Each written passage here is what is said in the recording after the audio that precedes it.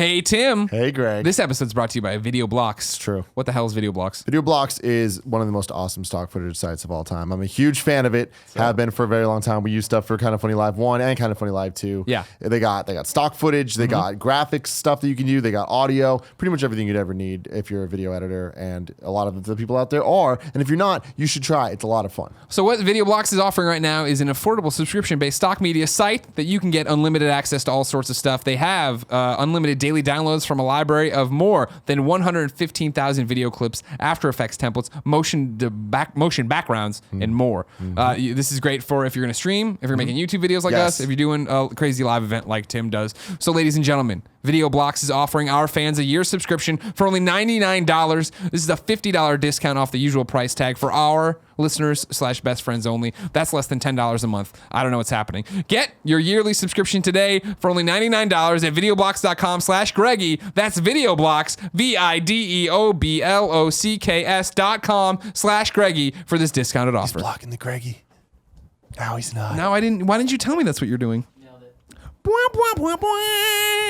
This episode of the Game Over Greggy Show is brought to you by Squarespace. Whether you need a landing page, a beautiful gallery, a professional blog, or an online store, it's all included with your Squarespace website. Start your free trial today at squarespace.com and enter the offer code KINDAFUNNY to get 10% off your first purchase. Squarespace, set your website apart.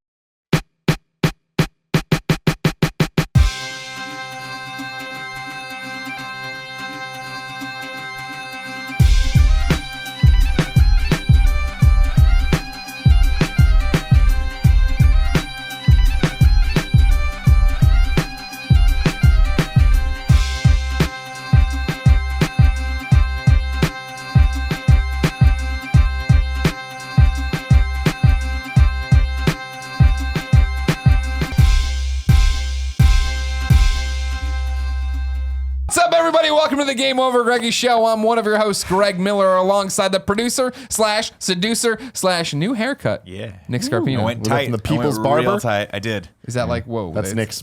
It's called the barber People's. spot. It's called the People's Barber. Yeah. Hammer there's- and sickle? There's a couple of them. Is it a tie-in at all to The Rock and the People's Champion? No, There is? no, unfortunately. Communism? Well, actually, I've never asked. So it might be. Are there pictures of The Rock in there? Not one. Damn. No, That would be the unfortunately thing where not. I would think that would be the obvious tie-in. You'd think that if they were going to do tie-ins, at least he would show up at least once.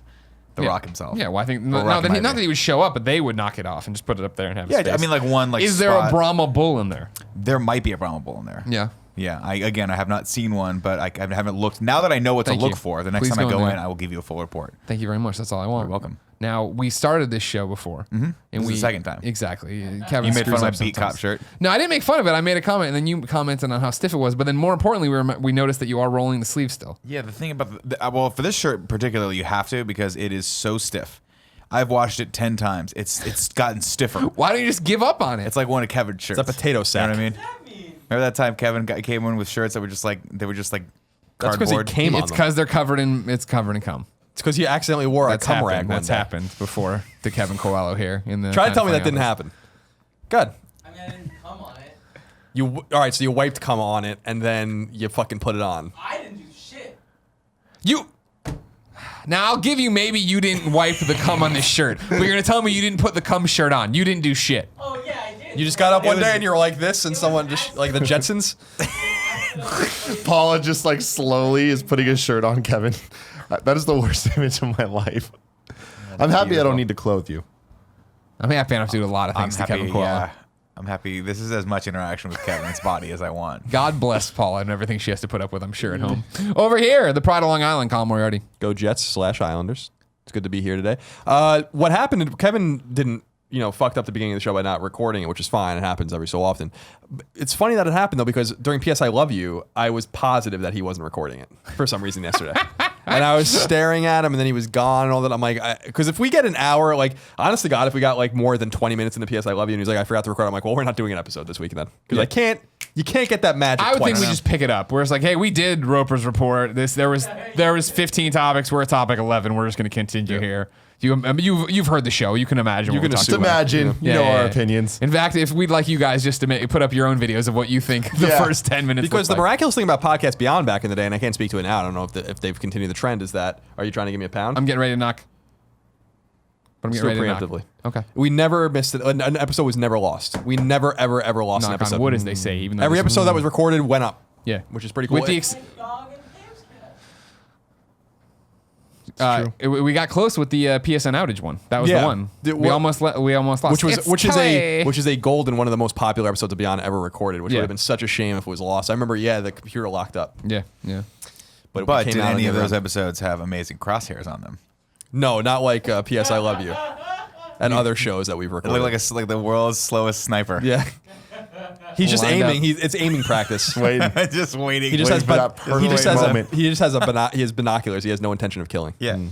He's on a scouting mission. Over there, the pure one, Tim Gettys. Let Tim host. How you doing, Tim? I'm great. How are you? Good. Congratulations with all the success you found with your proposal video. Thank you. I You said appreciate you that. wanted 100,000 views. You hoped you could give that to them as an engagement gift. You've superseded that. Soared past it. How many local news programs have you been on now? Four. Four local news Four things. local Have you news been on things. Cron Jesus. 4 yet? No. That's the gold No. standard. So we've been hitting all the Sacramento stuff because she's from Sacramento. Sure. So that all happened. Okay. The Bay Area stuff, they keep hitting me up. They talked about us today on 96.5 KOIT. Yeah. Which, Coit Coit. knows what's up. Kind of a big deal. Yeah. Very excited about it. It's weird. This whole thing's weird to me because my friends actually give a shit about YouTube views all of a sudden for the first time ever. Yeah. So like I find them like refreshing the page over and over. I'm like, you know what this is like now. This is my life all the goddamn time. Yeah. But it's weird because I'm used to doing shit and talking and being in front of a whole bunch of people. But the news stuff, it's a different type of attention that I'm like, I like it. It's cool. It's different. I've noticed you've been wearing the kind of funny hat in some of these. I've been trying to rep the brand a bit. Very you nice, know? very I don't know nice. if you saw that interview, but I did pimp it out and I made sure to spell it out. KINDA funny.com. Nice, nice, yeah. Just make sure the motherfuckers know. Yeah. 'Cause I'm these sure a lot of motherfuckers these don't know anything. 45-year-olds watching. I'm gonna be real. I'm gonna be real.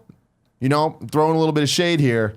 Our set, a lot better than a lot of these freaking news stations thinking that they're all professional and shit. Yeah. I'm like, and they have the nerve to ask us to tone our shit down. I'm like, well, like they're Tone like, it down. I was like, How do do you want they- me to record it? And we have camera switching. And we have all this stuff. I can just send you a file. And they're like, no, we're gonna Skype you on an iPad. I'm like, really? Really? That's what you're gonna do? I have Yeah. this beautiful set. I can the put local literally news. anything behind it. And they're like, nah. So what they did for one of them was they took a camera and when they cut to us, it was their shot was them filming an iPad, Yeah. Skyping us. Yeah, And I'm I like, saw that.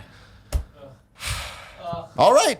Hey, it's not your program. You Not don't my have to worry program. about You're it. the one who time wanted to we be get on these sidetracked. news programs. I don't want to be on that any are of these dying. programs. I want to be on Ellen. You know what you got to do next time is that you have to have Kevin slowly change the background so it starts as a normal cityscape and then starts to deteriorate Into and then porn. it just did chaos, just like flames and people being shot in the back. Basically like the last episode of The Walking Purge Dead. or whatever. Yeah. One of the things we That'd did be was awesome. actually live, and I was like, "That's a bad idea. Yeah, it's a terrible idea. Horrible idea." Yeah. Why'd you bring out your dick?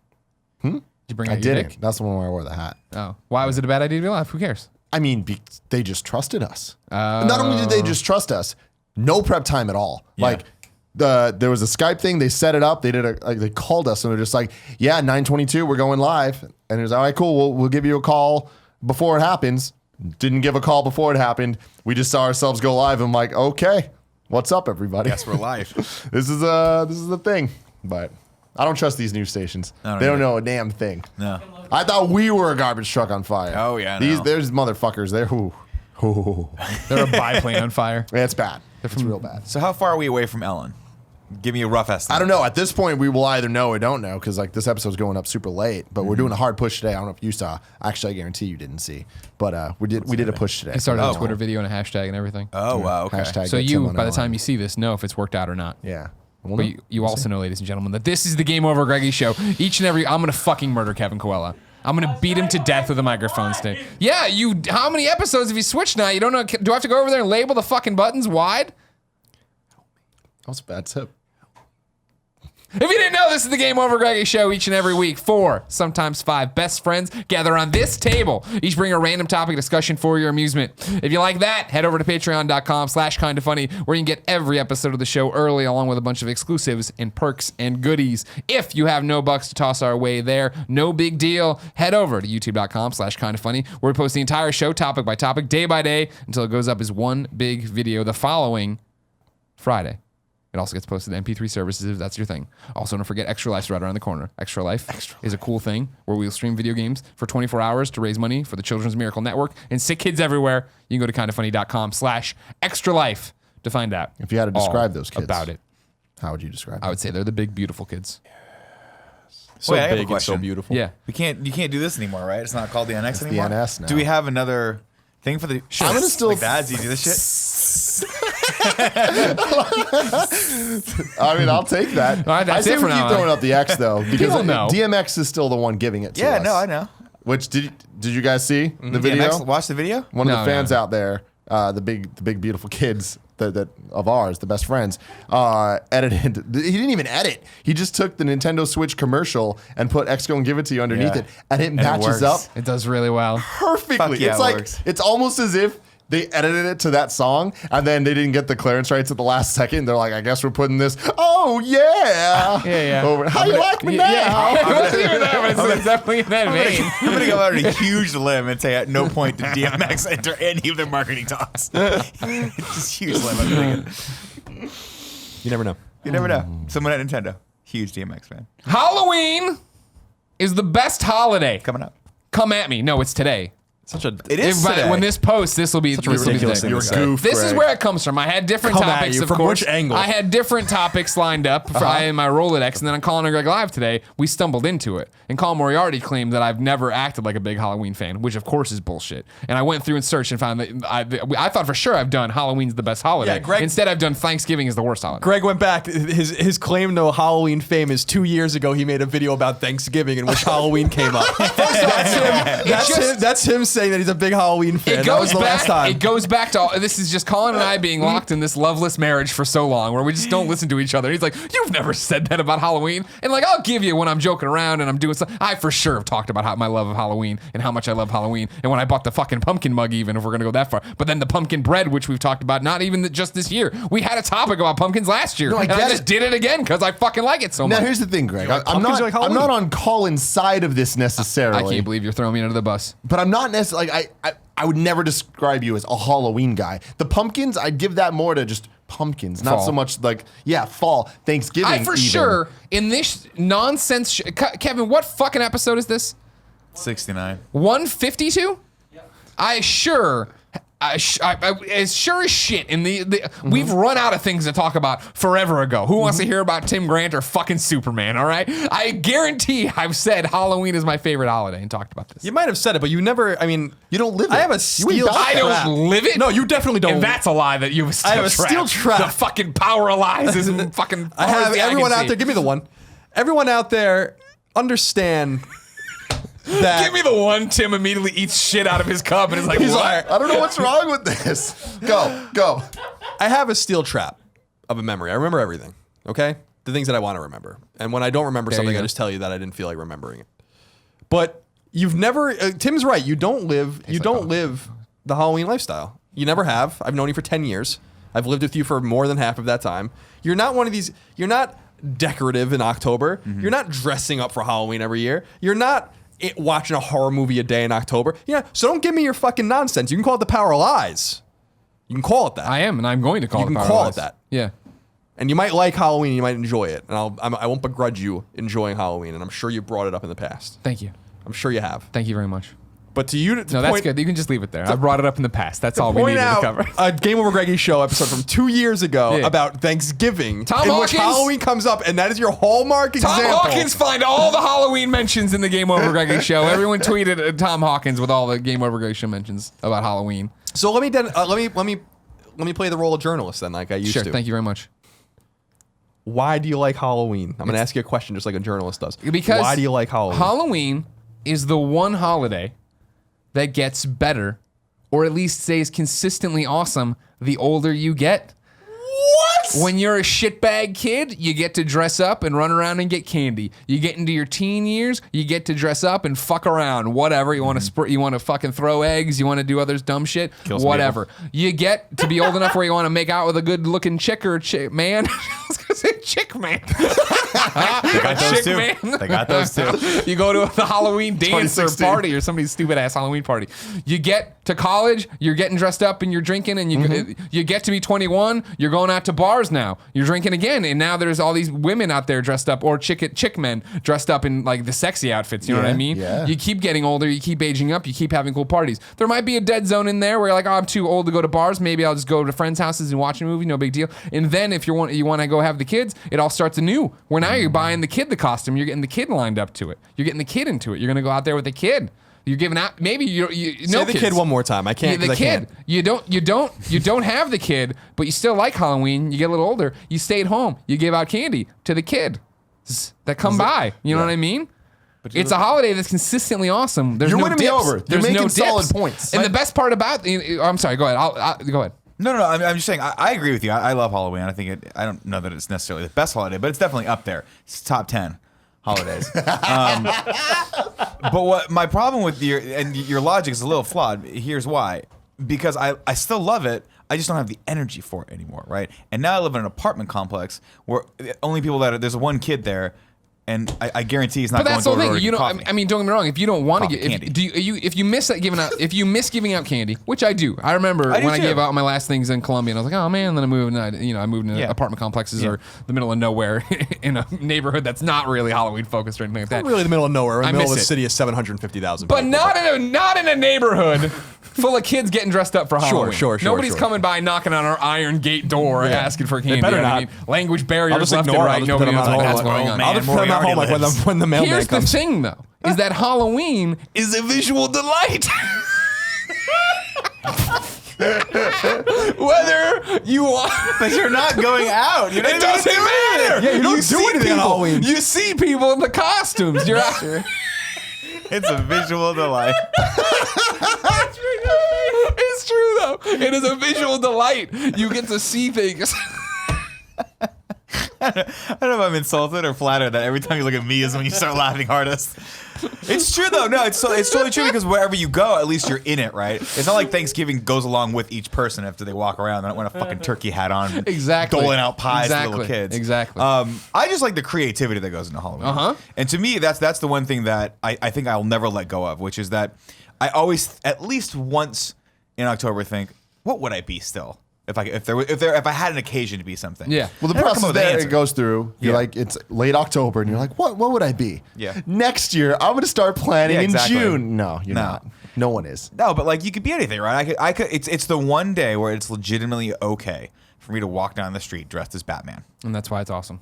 and You people guys were do like, whatever the fuck you want. It's but cosplay sure, outside of a convention. It's great. But that's our thing is we live these lives. It's so we get to commonly do whatever acceptable the fuck cosplay. we want. Yeah. we do. How many times do you? Yeah, exactly. That's Right. what we're talking about. But if I walked down the street right now as Batman, Yeah. First off, people were like, nailed it. Secondly, they would be like, why is he? Then they come what at is he you. doing? Right? There's no convention around here. This is not socially acceptable. Just walking down the street as Batman. People would think I was high on methamphetamines, and 50% of the time, they might be right. Well, first off, how dope's the Batman outfit? Because that's Dope. then they're not gonna think you're high on on methamphetamines. point. On point. They're gonna think you're either one of these like superheroes in quotes that is like patrolling the city, or you're just you're on your way to a cool shoot. You're filming a YouTube That's video. fair. That's fair. What if I'm driving around in my Honda and I'm humming the Batman? Then they theme? will definitely think you're high on methamphetamine. Oh, Oh, that's the one you're. I didn't know. I didn't know. That's I gotta the- go Adam West Batman. Is that the costume you're wearing I too? think it might be, but like a legit Adam, but not like that shitty one that we have. The shitty one we have is great, except for the mask eye holes that cut up in your really eyes. hurts your eyes Yeah, every exactly. time you wear That's it. true. That's 100% true. Yeah, we can get another Cal. So now, why is Halloween bad? Why is it not the greatest How much holiday? time do you have? I don't know. 20 minutes. However Well, long We it did is. talk 17 about minutes Donald in, Trump for so- an hour twice, so I think we could probably do this. So the die's always been cast against Halloween for me, and here's why. I don't like candy. I never have. I never will. You don't like dressing up either, correct? Well, I did when I was a kid. So what I would do when I was younger was I would just sell the candy to my friends. And this started when I was like in first grade. It was a fucking boon, and then I would go to take the money to Child's World or Toys R Us and buy GI Joes with it. So that started there, and I had some pretty dope costumes. My mom used to actually make me my costumes, and they were fucking awesome. Like I was a ninja one year. Like I told, there's got to be pictures somewhere. It was a fucking perfect ninja outfit. I was like, I wanted to be like Ryu or Ryu. I knew him as Ryu when I was a kid from Ninja Gaiden, as I knew Ninja Gaiden. And as that went on, and then I think it's when I moved to New England for 5 years or whatever that in most parts of New England, you go trick or treating on Halloween Eve.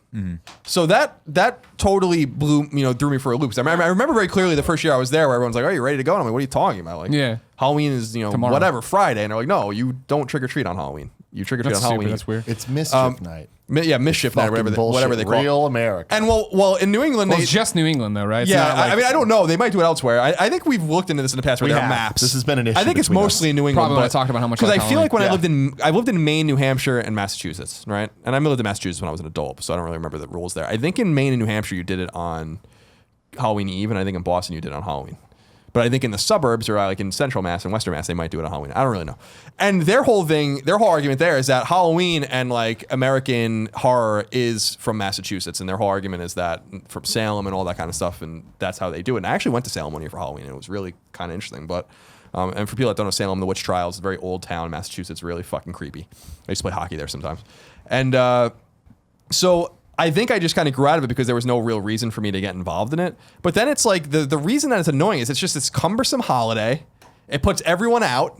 You have to like spend all this time if you want to, and money on costumes, and then people are knocking on your door. You just want to be left alone in peace. It's like, everyone just go the fuck away. Everyone stop. And my favorite thing are the people that just put bowls of candy on their stoop and are like, just don't even. Just take whatever the fuck you want and get off my property. Right. You know? There was a guys next to me, Maddie and Sue, their names were when I lived, when I was a kid. And they used to just disappear on Halloween. I don't know where the fuck they went. They were probably at home, just turn the lights buried in off. their basement somewhere watching TV or something. I don't know. But they used to leave a bowl, and people used to just very carefully kind of comb through and take what they wanted. But the last time I dressed up for Halloween was in college, probably 2006 or whatever. I think I was Spicoli from Fast Times, and it was actually awesome. It was actually a really great costume. You had the bagel in your pants. I had the bagel like tucked in my pants and all this, like he does when he walks into the classroom, and the one obscure scene of Fast Times at Ridgemont High. And ever since then, I just watched this thing. Like Nate used to throw Halloween parties every year, they were and the awesome and hate. dope. And I used to And I just had great and I used to costumes, just but go. And I apparently used to be don't like, count for how everyone's much I like dressed up Halloween. into costumes. I'm like, I'm here getting fucked up with everyone else, and all you were dressed in costumes, and I'm totally comfortable right now in a t-shirt and jeans, and I'm gonna get the fuck out of here in a little while. Love that. I used to love He that used to party. give. That was a great he used to party. give killer. Right down there in the hate. So Remember when Eric Hart tried to take it over and have a 3-story party? Yeah. Also awesome. That was was cool. when we came over to try to get you to come out. You refused to. You came down to the gate of the house I didn't live in yet. They came down to the gate and said, no, go away. I was like, all right, well, he seemed like a lot of fun. Yeah. And he went away. I was watching watching like, horror movies. Horror movies, yeah. Yeah.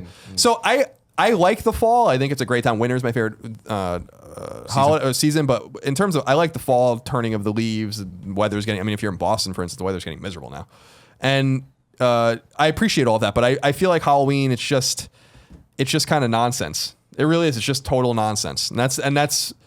It's like But it's most of the other fun holidays nonsense. we like. It serves no purpose, right? Like Thanksgiving serves a real purpose.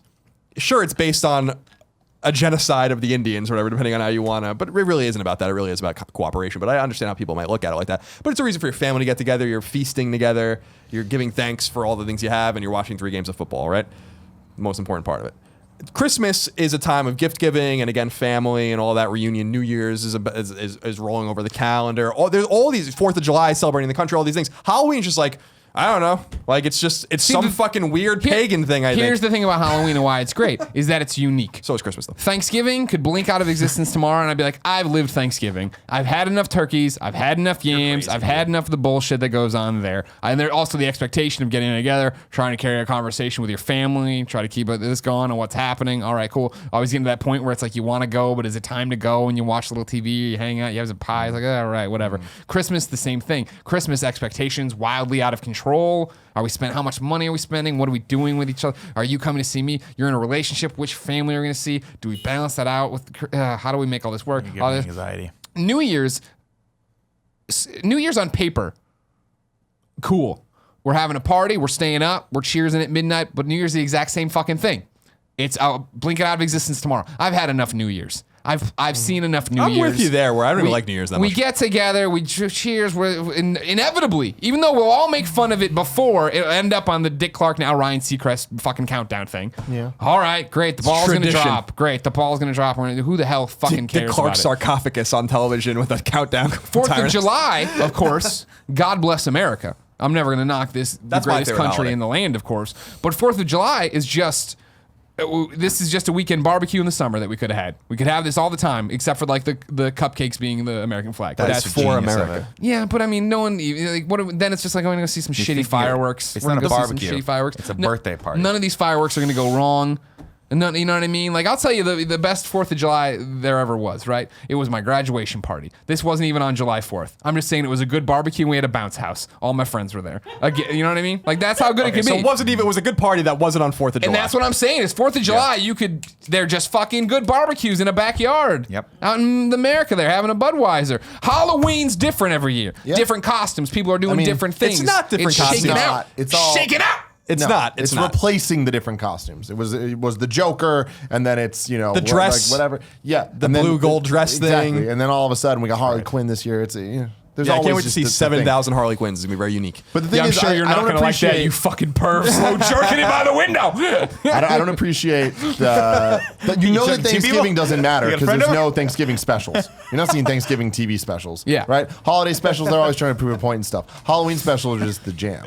Like, that's what the most important part about Halloween is the entire month of October. You're watching Hocus Pocus. You're having a good time. You're going to bust out the VHS of the Boy Meets World Halloween special because it's fantastic. Or now just watch YouTube because you're a grown-ass man. Idle hands. Idle Are Hands. the Simpsons Yeah. still doing the Halloween specials? Yeah, They still do that Treehouse shit? Horrors, fantastic. That's what you're dealing with. And Yeah. that's why Halloween does get a lot of credit. Yeah. Yeah.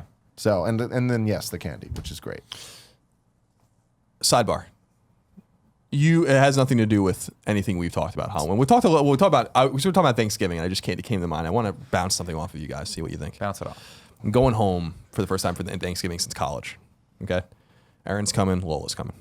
All right, You think about bringing ants? I'm gonna bring ants with me and see what happens.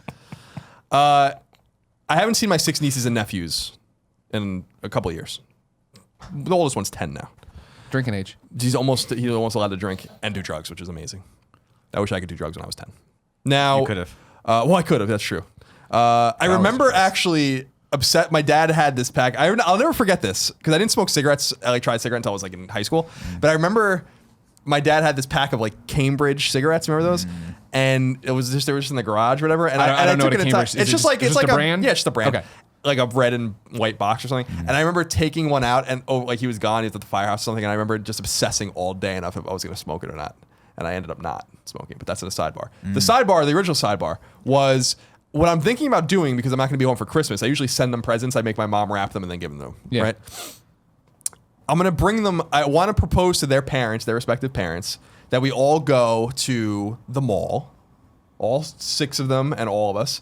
And All the parents too, or just you and 6 kids in the car? Oh, you can't drive. Perhaps we segment. Can the 10-year-old drive? Probably. He'll be able to drive before Unless I he's doing drugs, in which case. It's Virginia. I sure think we you'd probably be apply. 15 or 16 when you're down there. What I'm going to propose is segmenting the family, so Dagan's family, Dana's family, and Allie's family, and bringing the kid to a store of their choice, and then just buying them $100, whatever they want, for all 6 of them. Yeah. Do you think that would be a pretty cool move, or you think that's a cop-out move? Oh, it's really cool. That's really Like cool. if I was like, all right, Finley, whatever you want in Target, because he's obsessed with Legos and all this, $100 worth of whatever you want. Just go. Have fun. And then Thanksgiving? Because he won't be there for I won't be there for Christmas. Christmas. You're So about to make the Thanksgiving the best Thanksgiving of all Jesus, time. that I would be like amazing. that. But what you got to do is do it on the Black Friday and dressed as Santa and just really mess with their heads. You know what I mean? Like, you can't go to sleep. We're lining up right now to go to Target and take them right out afterwards. I think, honestly, thinking back to being a kid, knowing what $100 meant to Yeah. me when I was a kid, I think that you need to tell them in advance. I know that that's hard to think about, but if you tell a motherfucking kid you got $100 to spend at Target, think about it.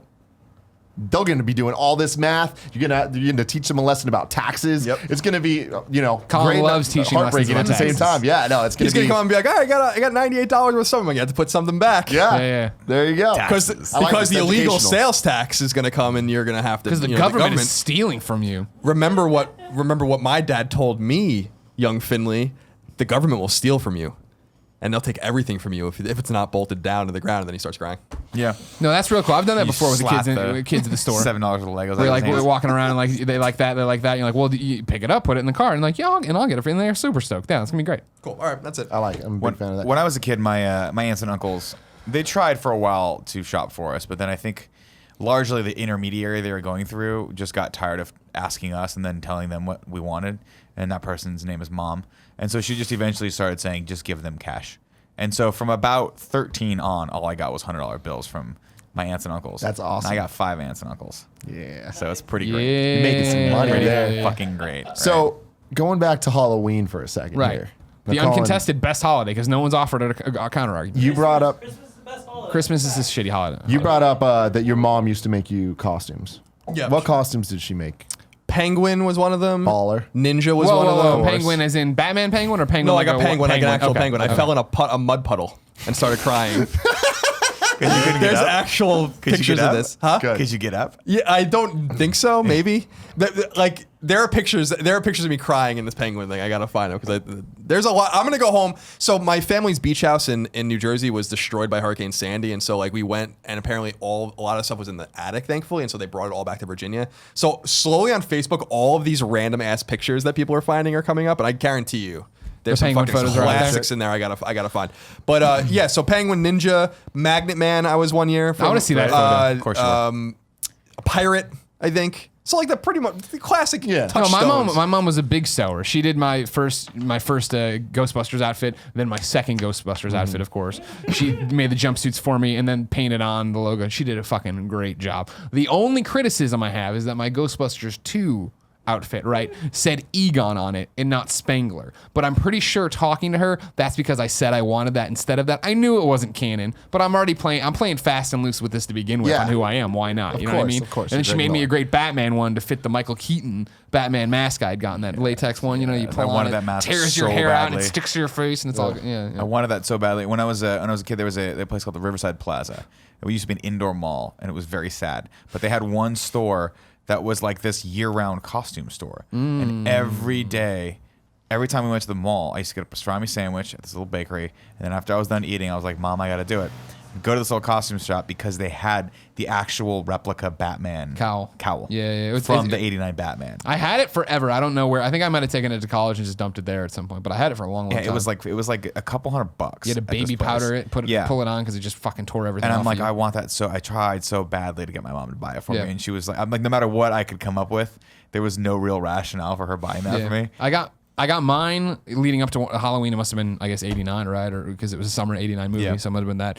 Ghostbusters 2 was a summer 89 movie too, so probably not true. Probably 90s, later on. Anyways, I got it from Sunny Acres, which is like this thing out off of North Avenue out in DuPage County or whatever, between like St. Charles and Glen Ellen.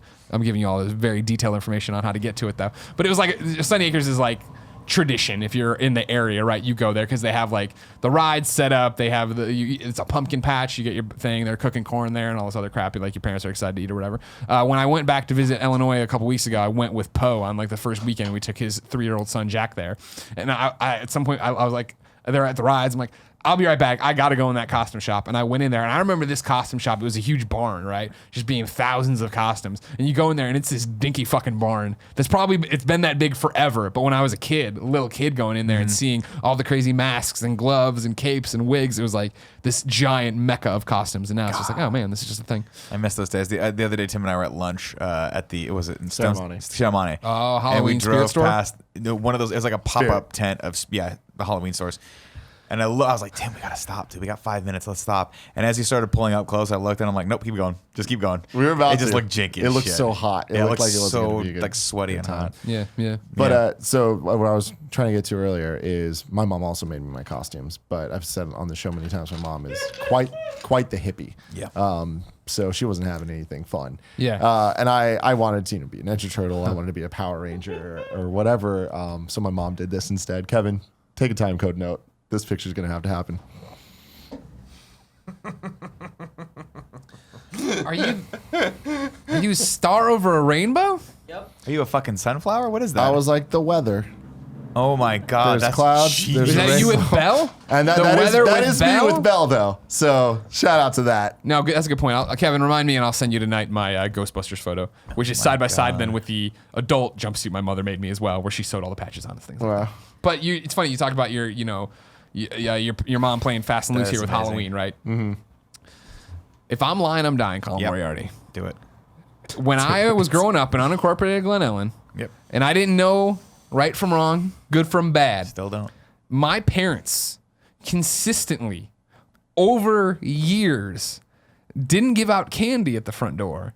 they gave out markers. Oh god! And when I Damn say it. markers, I don't mean Crayola markers, nice markers. I mean those shit little pen markers you get that are fuck dead those in like things. 2 seconds. And I'm not saying they gave out packs of markers. They would give a kid like 2 markers. And finally, Why? I have no fucking clue, no idea. Did this embarrass you? Finally, where like it wasn't even that I was embarrassed, where it was like there was that final year where I'm like, this seems weird. Nobody else does this. And then the next year as we were gearing up for Halloween, I was like, hey, mom and dad, can we not do the markers? Can we give out candy? And they're like, all right, sure. I don't know what they thought, why they thought, and then a good epilogue to this story. I became friends in grade school with this kid Ryan Wolski, and the first time he came over to play with me at my house, he went, "Oh my God, it's the marker house." So like other kids were talking shit about our house this entire Yeah, they time, were, and but I fucking was rightfully so. I agree. Don't get me wrong. Get all gussied up in your Halloween costume that your dad may or may not have made for you. And you walk to this one house, you knock on the door, big old Jamie Kennedy answers and Yeah. gives you a fucking shitty marker. I'm surprised. Yeah, we weren't egged all the time. In I'd different be things. like, yeah, it's good. Yeah, you would have gotten fucked up in my Yeah. neighborhood. Yeah. Not you, perfect. No, the I know. house would've Well, I gotten know. I mean, I fucked could have up. gotten fucked up too. I understand Yeah. the things my parents were rolling with there. Yeah. My dad made me a costume once, and then I told him this is never happening again because he waited to the last minute before I was about to go out to try and make me some semblance of the 1989 Batman costume. Nice. Now, the way he went about doing it, I forget what the actual cowl was made out of, but you remember how the 89 Batman had that, like, the bat kind of went onto the chest and Yeah. then the symbol was held there? So my dad, like, kind of drew that on with marker and then was like, well, how am I going to get this rubberized chest piece thing? Took one of those shower mats, yeah. that have the suction cups Oh, underneath yeah. it. Cut out the pattern, tied it in the back with laces, but not before spray painting it. Yeah. Remember, this is right before we go out. Yeah. So I'm like, I look like shit. I am not happy about this. I don't have a choice though, because as a small fat kid growing up, I really wanted that candy. So I was like, we gotta just get out. We gotta just go do this. I gotta hit up at least 3 to 4 houses to fill this candy out. They'll take pity on me. Some people will give me some extra candy. It's not a big deal. Little did I know that, and maybe I guess no one knew it back then, spray paint, not great to inhale. No. Just on a consistent basis, especially as a young fat kid who's going up and down hills. Very Taking in hilly deep area. breaths. Taking in those big, fat, deep breaths. I've never been less happy in my entire life than that night. But I got the candy. And it Or worked more out okay. stoned. Oh, fuck. I forgot. I think that at that point my brother was just not having it anymore. He just wasn't doing it anymore. But that was like on the cusp of when he was like, hey, I'll just go do drugs and try to have sex with girls. That, God I bless guess him. that's the level 2 of your Halloween. Yeah. Yeah, I like that. Yeah. All right. Halloween's the best holiday. Thank you very much, ladies and gentlemen. Tim, Yes. what's your topic? I want to talk about gratuitous violence on TV. Finally, Never happens. Now, the framing around this, obviously, is last week's, at the time of recording, Walking Dead Season 7 premiere. Okay. Now, I'm assuming you have not seen this, Colin. I'm assuming you two have seen Of course. this. Cool. Do we for viewers though? for What are we doing viewers for and spoiler listeners, stuff here? Spoilers will probably be discussed in Yeah. this.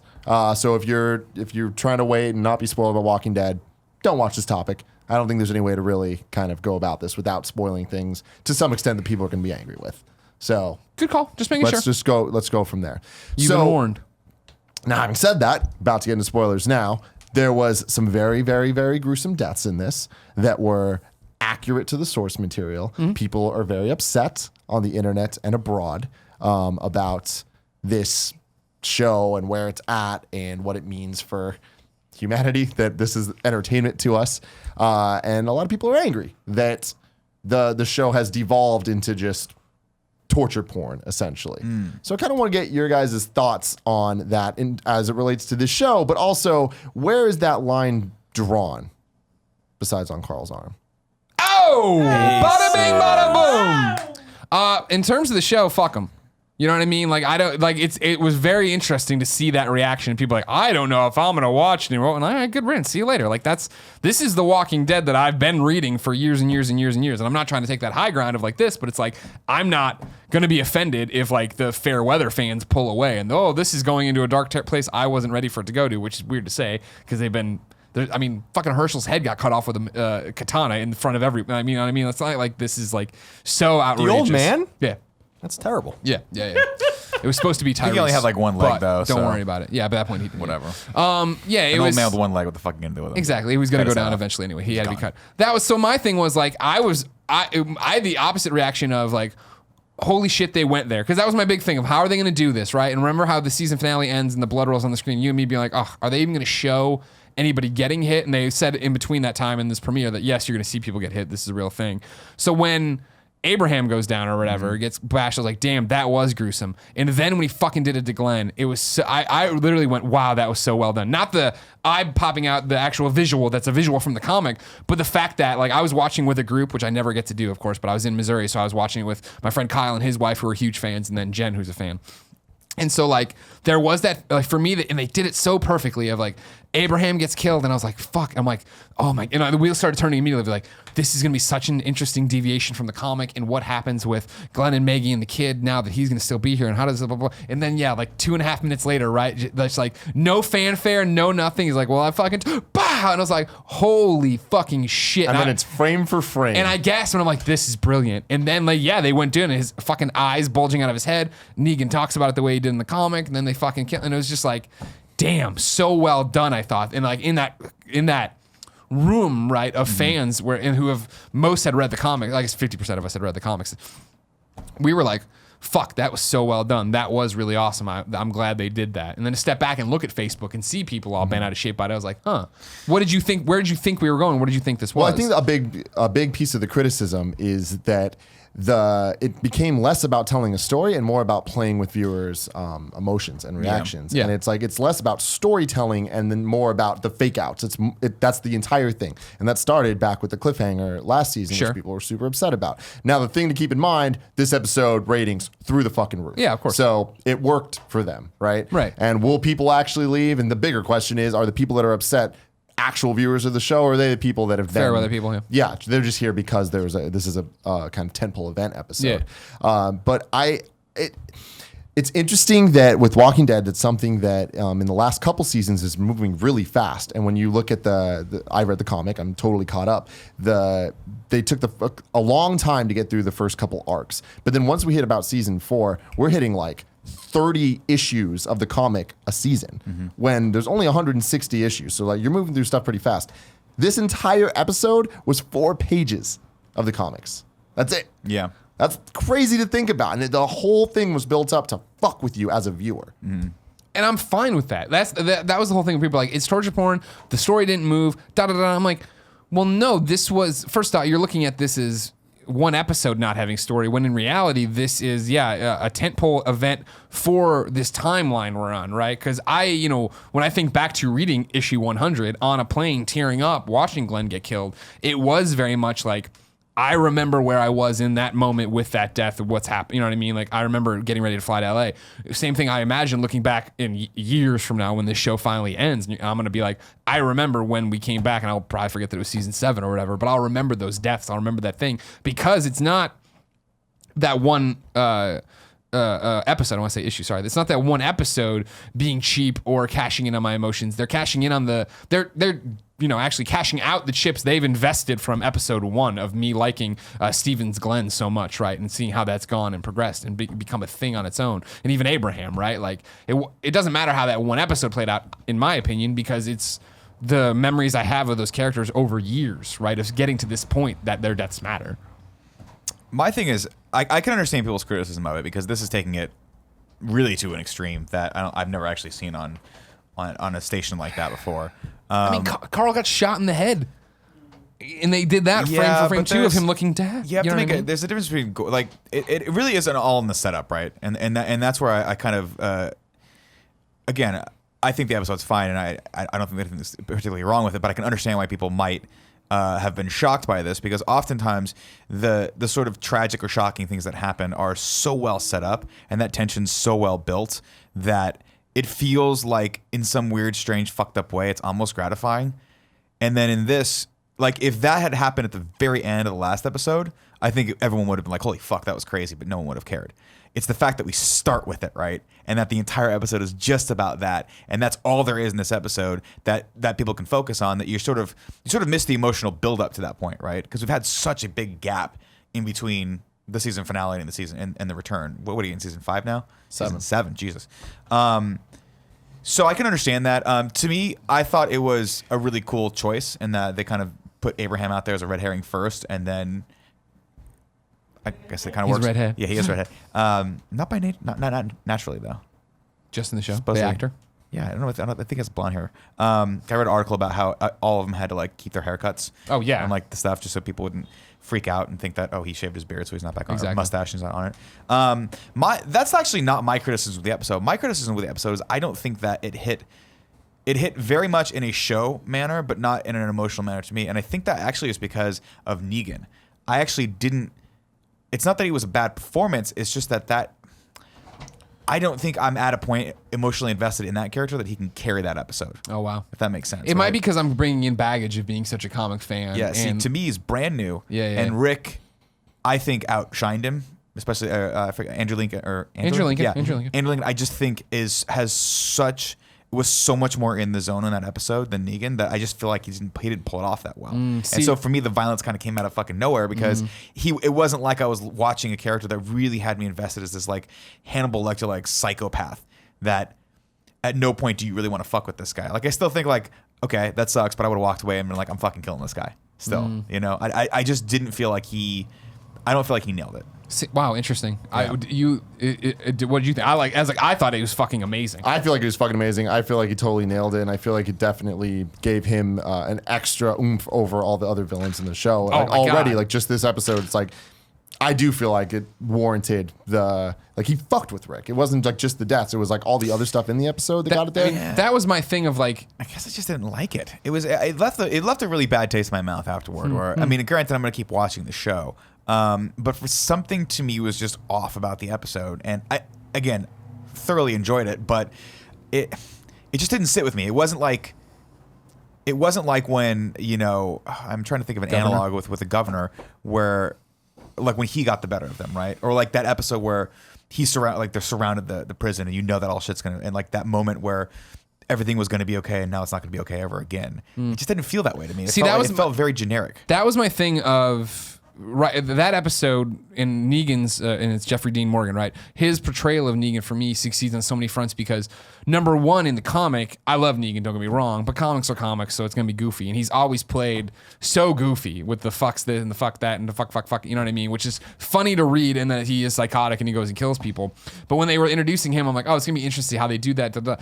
Jeffrey Dean Morgan's one is already so much more grounded and so much more sinister and so much scarier. And like my thing is, he's a real threat for the group. And that episode, of him taking off and driving him off and throwing down the hatchet and turning around with the gun and like having Rick at every corner when that wouldn't happen with anybody else. And I always thought the governor, who in the comic is such a short portion too, in terms of just he is a psychopath, this little wiry guy. And then the governor they introduced, I don't remember the actor's name anymore. I enjoyed his progression, but at no point did I feel like that governor was a villain and he was on par with what I had read from the comics and where he was going. And they pulled punches with his storyline so much. I feel like I agree with you. I feel like his character was better and it was way more developed in the show. Yeah. But he was never as sinister or scary at all. And that was the thing of like when I'm watching that episode and when I've been reflecting on it afterwards, the fact of like especially after the whole Carl thing and Rick's like blah blah, like I believed the group's fear and being surrounded by everybody else. I did believe in it because in the comics I was like, why don't you just kill Negan? And then like the rest of his people fall in line. There's a bunch of pussies, but like Stephen Ogg, holy shit, is doing such a great job on that show of being a fucking off kilter weirdo. You know what I mean? And so like just even there where I'm like, in my head, I'm like, yeah, I would jump up and kill Negan, but then all these other guys would just fucking go nuts the same way that everybody else would. Yeah, I think for me, again, it really just boils down to like, well, one, I haven't seen that character progress. I think what is the actor's name? Jeffrey Dean Morgan. Dean Morgan, obviously phenomenal actor. Like I've seen him in Watchmen. I loved him in that. And he was on Grey's Anatomy. Wasn't he for like 800 seasons? He was a big part of Batman vs Superman too. It was huge part, actually seminal part. Seminal. No movie without him. Really with wouldn't have been with Maggie. Yeah. I just feel like he hasn't. I don't know. For me, there's something about that wearing that new skin for that actor with that character that just didn't vibe with me. And again, I feel what you're feeling. Like I hear what you're saying. Rather, as they pulled up to the season finale, I was like, "Fuck, this is tense." And had it happened then, I think it would have been that weird, sick, fucked up, gratifying payoff. But the fact that they made us wait, and then the fact that this episode really, I guess what it boils down to is that there was no highs and lows. It was all just fucking 100% the entire time. That my brain just got tired, and I'm like, I'm just fuck, get it over with, right? Like everything in TV, everything in movie, everything in games is about pacing, right? You can't have a fucking shooter that is just, or any game that's just balls to the wall for fucking 20 hours. Eventually you're like, shit, I got to put this fucking thing down and walk away. And I think that's what this episode was. And I think that's what a lot of people are responding to, because there's never really been an episode like this of any show that I can think of. I want a question for you, and I know we've kind of deviated, sorry, Colin, from just being about violence, which I know we might get back to, might not to. What did you take? What is your reflection now on the season finale? Because you and I had done we didn't do reacts. We didn't do reacts, but we watched it bitched together. on Twitter drunk from Austin when we watched it together. Yeah. Of like, I was so mad. I thought it was such a shitty ending. Yeah. Where do you, now that you've seen the other half, where do you come down on it? I mean, I still agree that like they shouldn't have done the cliffhanger. I get it from a marketing perspective, and again, it worked in terms of ratings and all that stuff. But there's so many ways they could have divvied this up or whatever. And I think that when it comes down to it, at the end of the day, when you look back at it as a series, people that are watching it for the first time and just binge watching it, it's gonna be great. Yeah, nobody's gonna care. Like when you watch the season finale and going into this and not realizing the distinctions between that, it is gonna be that. Instead of it'd be like an extended episode. That's like 2 hours of like build up of tension and then all this fucking horrible shit. And I think that definitely gives it the context necessary. I think that with this, when you look back, you're not going to be like, that was the best episode of Walking Dead. You know, as an episode, it is 100% the entire time. And that it does get really kind of tiring. What's about the violence and stuff, it's interesting to me that like, it's so crazy that we literally saw that frame for frame from the panels of the comic. But he can't say fuck. Yeah, I know, right? Like that's the biggest thing. He got 3 shits in. Yeah. But a character known who literally overuses the word fuck to a point that it's like he's like a kid. Desensitized, where it's like not even clever. He's literally saying fuck, fuckity fuck. Yeah. But I think that adding that to the level of violence kind of makes it feel less sinister and more crazy. It's more of like a Joker-esque thing than just a bad guy. And in the TV show, we're getting a bad guy. Yeah. You know, we're not getting a guy that's like scary. We're just getting a guy that's fucked up. And I think that I don't know if it's a good or bad decision. I love it. I mean, I'm very intrigued in how they're going to take the series. But the thing is, the TV deviated a long time ago from the comics in the sense that Rick is not the same Rick from the comics. In the show, they are bad guys. Like when you look at last season, like them going out and hunting down the saviors and doing all that shit, like that was a full-on fucking attack. That was just stupid, you know? too. Yeah, exactly. Here's the thing I would say if I was in this fucking show, I'd be like, Rick, maybe, just maybe, we should send a couple people out and figure out who the fuck these people are and how many they are. Because every single fucking time with the governor, with anyone, they're just like, let's get in the RV, Carl. And we're going to go kill him, Carl. Because we deserve to live, Carl. And someone will be like, yo, send Daryl, the fucking pack rat, the tunnel rat out there and figure out who the fuck is out there and how many people there are. Because you don't know. It could be 1,000 people this guy could have. He got weak. That's what Dwight's all about. Could have ended this a long time ago, Daryl. You fucked it up as usual. Yeah, but I think that the swearing stuff is like so ridiculous. Sure. That, like we can literally see Glenn's eyeball pop out of his head. Yeah. But I mean, that's America, though, right? Yeah. That's the whole thing. We can't absolutely. see tits on TV, but we can see that and not have a problem with Yeah, it. You're saying you it's wanted to be ridiculous. topless? I would have loved it if he would have been topless when he got domed. Yeah, but Yeah. take his shirt off. I'm going to bash his fucking head. Jesus. I want to see his nipples. I think that the episode does a great job of setting the where the escape is for the entire franchise going forward and like, looking at the rest of the season, and we're going to see all of the story play out. I think that another piece of the criticism is like, all right, really, what's the point of these deaths besides character development for other characters? And that's kind of a cop out, but it's like when it's The Walking Dead, that's what it is. So it's if you're expecting more, like you're watching the wrong show. Yeah, exactly. Especially when all they are is relationships, right? Like I saw so many comparisons to the Red Wedding, right? But like, yeah, the Red Wedding isn't just to make characters stronger. It changes the layout of the land, right? And what's going to happen, how it's going to go. But like, there's no structure to what's happening in Rick's group in terms of leadership other than Rick or stuff. I mean, something that, like looking at all this stuff, my gut reaction is you guys are fucking stupid.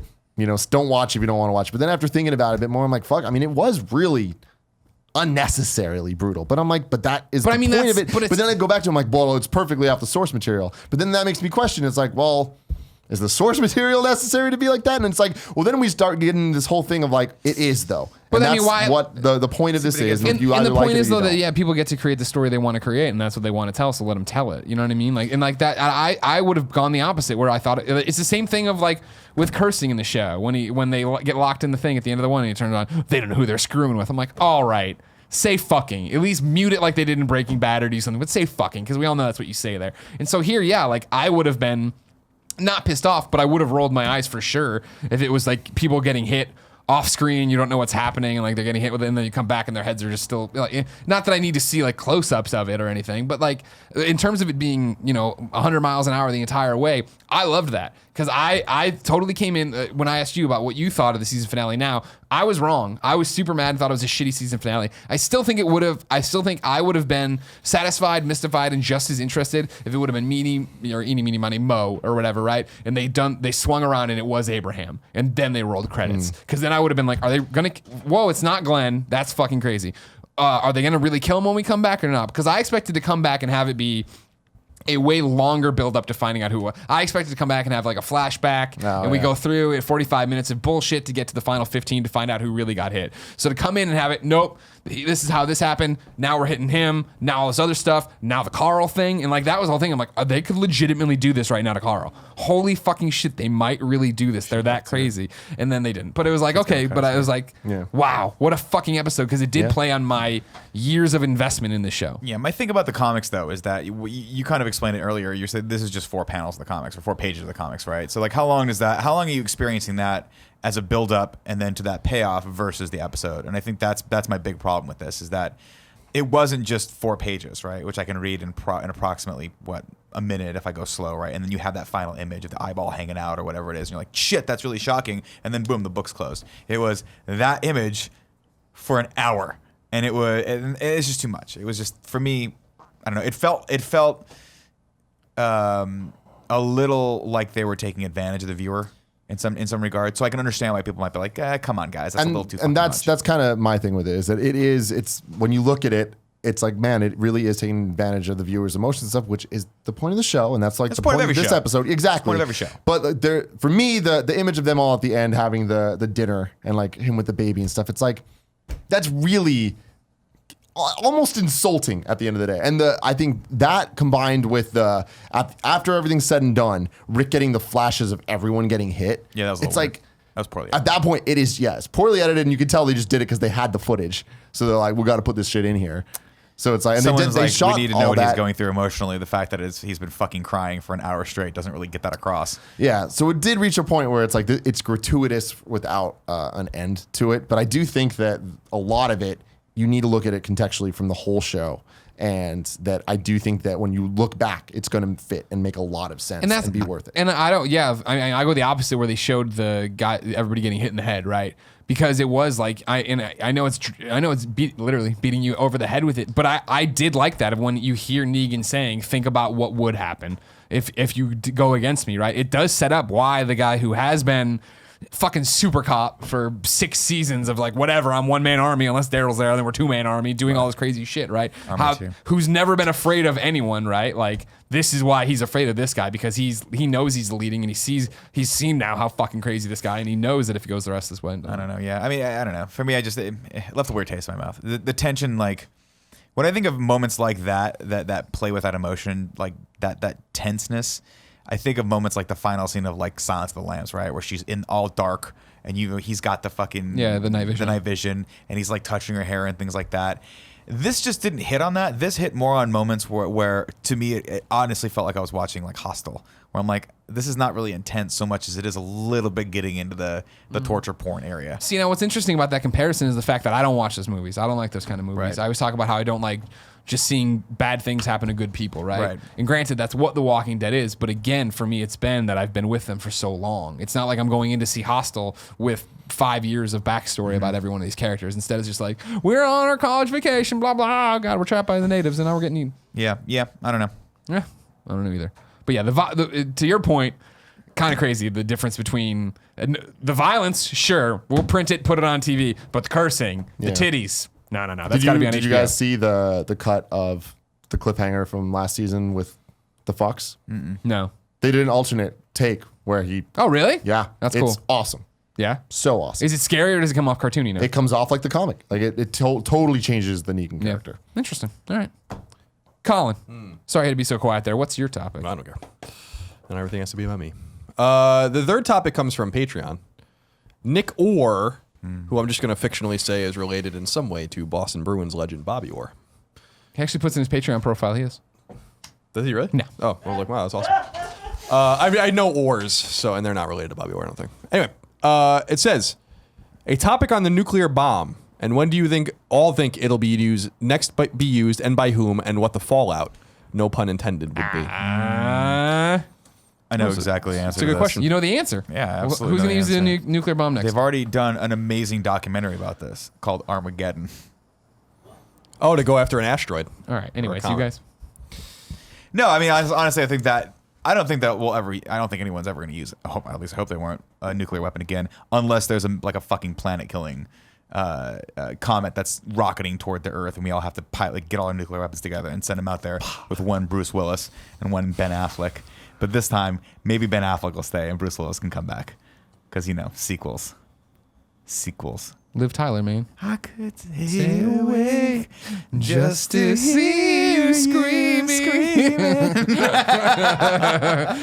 Colin, from the political landscape, what do you see happening with the nuclear bomb? I think it will be used again. I don't. So nuclear bomb has not been used since the year that it was finished. They've been tested though. Yeah, they've been tested thousands of times. Yeah. But in combat, they've only been used twice, both by the United States.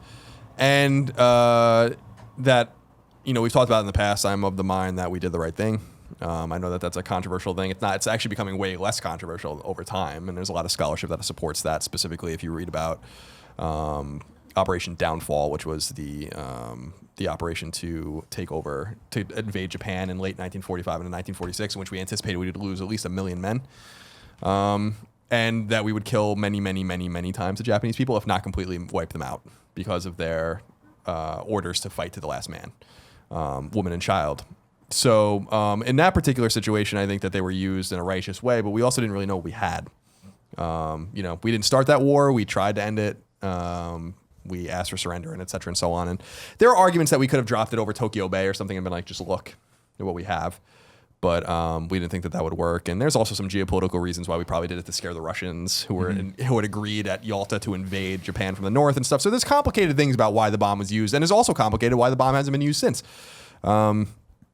The closest we've gotten to the bomb being used since was 1962, when the Soviets almost bombed us from Cuba. Missile crisis. In the missile crisis. And that caused, amongst other things, the Cuban embargo and all this it was a lot of fallout, again, no pun intended, because of that.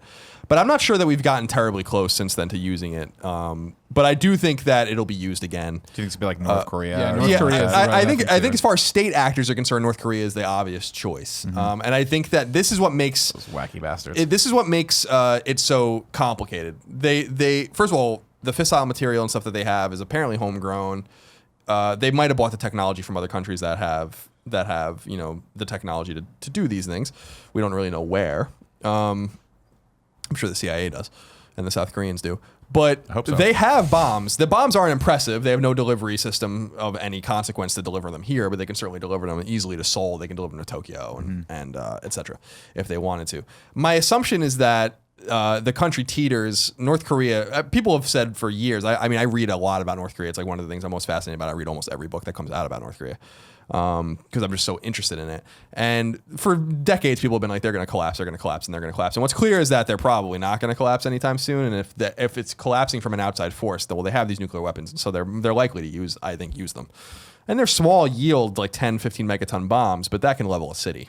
That's the same power of a bomb that we dropped on Hiroshima and Nagasaki. So, and Nagasaki's bomb wasn't nearly as devastating as it should have been because it fell in a valley and all this kind of complicated shit. It could have been way worse. So I think as far as state actors, I think North Korea is probably the only one liable to use one, but I actually think a nuclear bomb will be used by a terrorist organization. You think so? Whether it's in the form of some sort of dirty nuclear bomb or a straight nuclear bomb or something like that, the fact of the matter is there's all of this material floating in the ether for 65 years.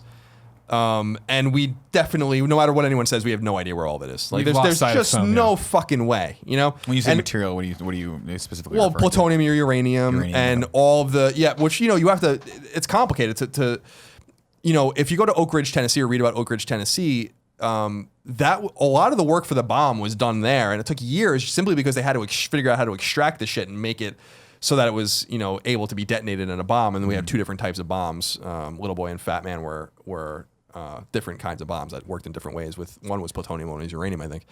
But it's not easy to do that in the 40s. Which one was from Back to the Future? I don't remember. Plutonium. Plutonium, yeah. The Libyans. Oh yeah, the Libyans. That's right. So the bomb was so complicated to make that the Soviet bomb that was detonated, I think, in 1949 was a complete copy of our bomb because they infiltrated the nuclear program and stole it. Like, stole the plan for it. It's the fucking facsimile of our bomb. I mean, that was the quickest way for them to get there, and it still took them 5 years to make it. Mm-hmm. So the reason I say that is because all of these materials, at the height of its 60s and 70s and into the 80s, we were talking about tens of thousands of bombs that both sides had, the Soviets and the Americans. And if you look at the graphs, we're down really low. We're down to like a late 50s era or mid 50s era amount of bombs. We don't have that many anymore. Did we really defuse all those? Well, according to I think SALT and all these kinds of things, the START treaties and stuff, I think that we legally have had to. I think we did. We don't have the money to maintain all these. We don't need them. Right. We have enough bombs to destroy the entire planet many, many times. So we didn't need Good. that. I like to make sure we have full coverage. And it's as just I said, that and my car insurance policy. I want to make sure it's if anything happens, we're all good. And as I said on Colin Moriarty actually this morning, I always love that our nuclear deliveries program is called Peacemaker, which I think is really great. They got a sense of humor at the government. They do. One of the things I want to talk about was, and we'll do it one day, was which country has the best weapon names. Oh, that's a great, because topic. Like, everyone has like these unique ways. Like, we name a lot of our stuff after Native American shit, like Tomahawk missiles, for instance. Yeah. So you should also earmark one for like the operation names. Yeah, operation. Yeah, we have some fucking hilarious. Well, Downfall and Overlord and Desert Storm and all. Shock and Awe, yeah. The Shock and Awe. Shock and Awe. So that's my theory, is that I think it's very likely that a nuclear bomb of some capacity is detonated in some place, maybe Western Europe. You would think so. If it's going to be a terrorist group, right? It's easier to get to on that landmass. Well, I think that the only thing that I think some folks look at as promising is that if some of these terrorist organizations that are absolutely fucking nuts, and some of them are apocalyptic, like they think that it's the end of the world. Right. If they had one, they would have used it. I do agree with that. But when you look at Pakistan has a nuclear program, India has a nuclear program. They're perpetually pointed at each other. They fucking hate each other, right? Mm. The South Africans had a nuclear program, the only nuclear program as far as we know that was actually voluntarily dismantled. Right? They don't have nuclear bombs anymore. Israel doesn't admit that they have nukes, but they do have nukes. What about Iran? Iran is working towards the nuclear bomb. Don't let the Obama administration lie to you. We all know what's going on there. We've been trying to get them to disarm and stop. Yeah, they're not going to. They've slowed down a little bit, and they were paid off to slow down a little bit. They're going to have the bomb in 5 to 10 years, I would assume. And then France has bombs. UK has bombs. We have bombs. Chinese have bombs. I think that's everyone. So. That we know of. But with all of this loose material going around for 60 years, I'm like, I just don't believe. Well, that's the question, that right? Someone doesn't where did all have that this material shit. go? You said we used to have thousands of bombs. Now we were down to we dismantled them and we presumably got rid of them. And I think a lot of this shit's like buried. Do you think the plutonium's just sitting on a shelf someplace? And they're like, one of these days it's like the toys that I got in that closet. I think aren't hey, they like Kevin to do something with this one of these days? Yeah, I think it's a Mountain, Utah or something like that, or Montana or something. Great, where they just bury all the groundwater. And yeah, it's like there's nowhere to put it. Like, I think you should probably launch it into space, but then you have to deal with the fact that, like, well, what if the thing explodes? You're in a lot of trouble. Yeah, I mean, you are in a lot of trouble. I'm telling you right now, and this is something I've been saying for years. We got to start using the sun more effectively for just like disposing of trash. Now, we got to do it. There's already nuclear bombs happening every second in the sun. You say that, but we all remember Superman 4: A Quest for Peace. Yeah. Lex used that exact plan to make Nuclear Man. Every who time I came start back talking down. about this, someone fucking quotes Superman 4. Well, you're bringing up the plot of Superman 4, so I'm sorry that you're like, why don't we throw the nukes into the sun? No, I didn't it's mean the nukes, fucking just point. the plutonium. We got to keep the nukes there, just the a set Fear pieces. tactics. Yeah, I think Shock and Awe. I think what we realized, and this is just my theory, and I think it's a commonly held theory, and I don't know how you guys feel about all this. We'll get to that, I guess, but the fact that the Soviets and the Americans never launched bombs at each other, never launched nukes at each other, even during the missile crisis when it was pretty clear that it was going to happen. Yeah. They were miles away from us. I mean, they would have delivered it long before we ever even knew what was going on, and they might. How many silos did they have in Cuba? I thought they were just building a few, but they were the mobile ones, right? Yeah, well, they the shipped all the spies like stuff us? there, and then our satellite footage figured it out, and we don't really know. Like, We're like, shit. it's interesting to read about. You guys can read about were it. building- The Bay of Pigs and stuff, and they didn't do it even after that, which was incredible. And so the theory is that mutually assured destruction is real. Like, that theory, that prevailing theory of mutually assured destruction, kept everyone safe. And so the theory is that having nuclear bombs is good from that particular perspective, because no one will use them. If everyone anyway. has them. Yeah, Yeah, it's then good. no one will use them, because the United States has so everyone has different policies about how they use nukes. We will return a nuclear exchange. Like, We have to have that policy. Right, we have that. But the Chinese, for instance, do not have a first strike policy. Like, they won't use one first. At least that's what their leaked contingency plans say. Like their contingency plans of a possible war with South Korea and the United States were leaked a few years ago. Yeah. Whether or not they were leaked intentionally or not, like what they would do. And what's funny is that the Chinese would use their bombs as EMPs, and they don't consider that a first strike. So they said if if they had a fight, then they would launch EMPs over. They would, I think, invade South Korea and then launch nuclear bombs and detonate them over the United States to destroy the electrical grid. Does that still have a fallout though? Or does that still have? Yeah, Like it does. A radioactive But fallout? I think depending on how we high have it is in the EMP jet bombs, stream, right? That don't have right? fallout, right? We have all sorts of bombs, neutron We also bombs, have dirty bombs that are just like. Well, I don't know if we specifically- have dirty bombs per se because I think those might be illegal under like chemical warfare rules. But we have neutron bombs that will do minimal damage to infrastructure, but like destroy all living matter. That's some fucked up shit. And then we have that's like to drop over a city if you want to occupy it, basically. I think, and I don't know if you know this, Kevin. I think detonating neutron bombs is even illegal now. I could be wrong about that. Like to even test them. Yeah, I don't know if they work the way that they think that it works. Well, I don't yeah, think they'll know for a They'll while. figure it out. But so steps. like the neutron bombs really carry. You have hydrogen bombs, which are fucking devastatingly big. Tsar Bomba was a Russian bomb that was massive. I think it was like 100 megatons. Can do a ridiculous amount of damage. I don't think like they detonated one. Yeah, you don't need that much power. So I think that nuclear bombs will never go away. No.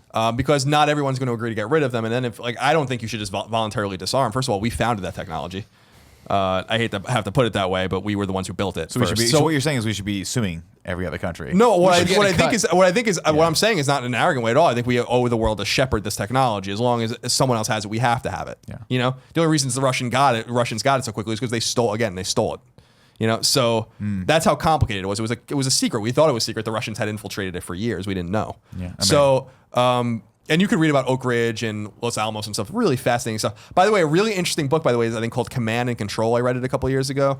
It's about all the nuclear accidents that the United States had that almost turned really fucking haywire, and they're really, really fascinating. Christ, I don't even wanna know There was about one, a guy dropped a fucking wrench into a missile silo or something like that, and something missile went happened off. where the missile tilted or something. Like all this shit was going on. They're like, oh my god, the missile's gonna launch.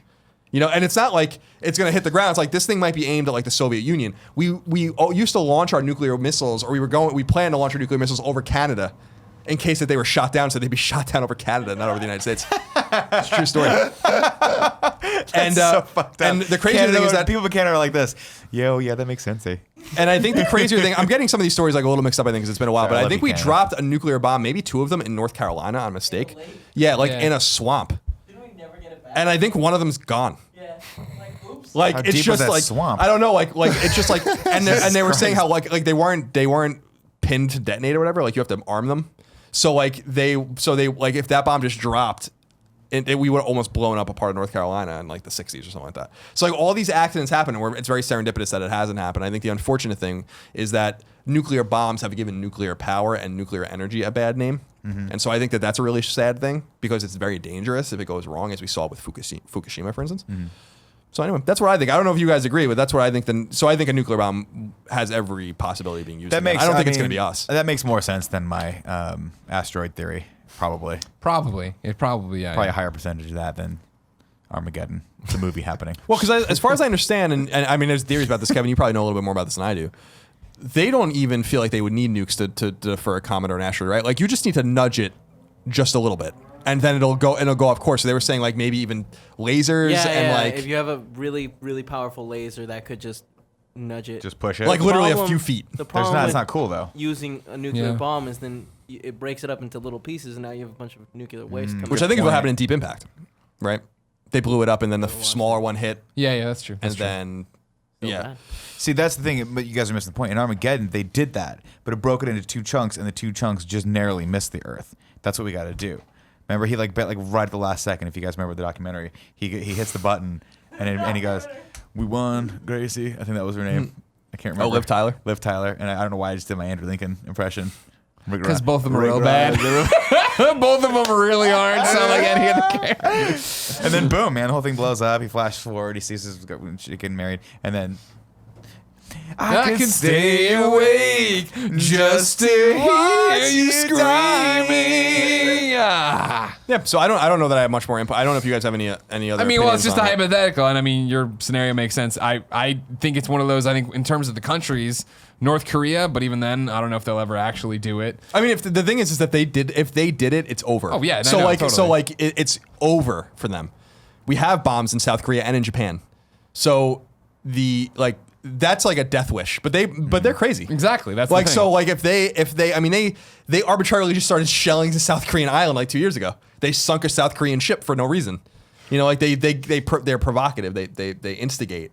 But if we ever got wind that they were going to launch a nuclear bomb, it would be done. They'd be done. We'd Exactly. flatten that fucking country. And so then, yeah, I mean, that's the only one I see on the horizon. Really, I know Iran gets crazy credit. We'll worry about them later. I mean, Yeah, that's a concern for Israel more than anyone else. And I do think that when I think it's clear, and I'm surprised it didn't happen. You guys remember the Stuxnet virus and all that kind of stuff about how No. the Israelis were pretty much responsible for that? I think trying to infiltrate the Iranian nuclear program and like kind of sabotaging or whatever. When the Israelis get wind that the Iranians are close to a bomb, they're going to act. Like that there's no way that Iran's ultimately going to get a bomb without a problem. Yeah. You know, and then so the interesting thing is that You nuclear. just drive it across the border, right? Well, they don't have to launch it very far, and Tel Aviv has a Star Wars type program, I assume, but we don't know. That's the thing Kevin and I talk about, and Star Wars is a reference to the Reagan missile defense system, not the movies, Disney franchise. But the thing I talk to Kevin a lot about is like we have all these probably secret defenses and secret weapons that we have no idea about. That like you You will talk about only- the Army space shuttles all the time. that like there are space shuttles Not that the Air Army. Force like sends into space. Like we have no idea what they're even doing. You know, like there's all sorts of Lasers. weird shit going on. Lasers. So like we will never see it until we need to see it. And my suspicion is that we have crazy anti-missile defenses, and maybe space is not supposed to be weaponized. That's supposed to be illegal. But I do think we probably have weapons. But if they're for defense, is that- Defensivized. yeah. But D-up. it's a fascinating thing. It's just that nuclear bombs cost. They're not nuclear bombs. Used to be everyone expected that Russia would roll into Eastern Europe and invade Europe. That's why NATO was created in the Warsaw Pact, and then that would be a flashpoint with nuclear bombs, and that's where tactical nuclear weapons come in with low yield, few megatons, where you basically using them on soldiers and stuff like that. There's really no practical reason to or on tanks and planes and stuff like that. No real practical reason to do that anymore. The interesting thing is that nuclear war used to be the flashpoint, but now it's the use of a nuclear bomb that is the flashpoint. So there's all these little flashpoints around, and flashpoint is just political Flash. military Barry jargon ran for back it. in time. Exactly. And saved his mom. but Exactly. A then had to go flashpoint back. are like the things where we think bad things can happen based on one act.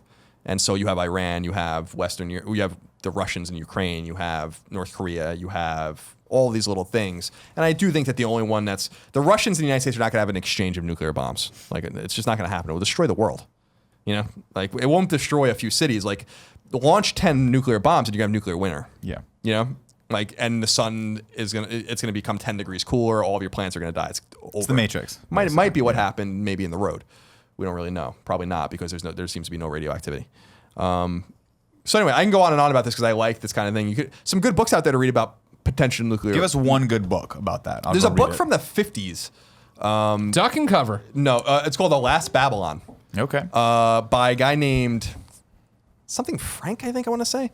It's about a guys in Florida after nuclear war, like when a nuclear war begins, and that's where I learned like turn on the sinks and turn on the tubs if like there's like get all the water out of the pipes so that you have water and stuff like that.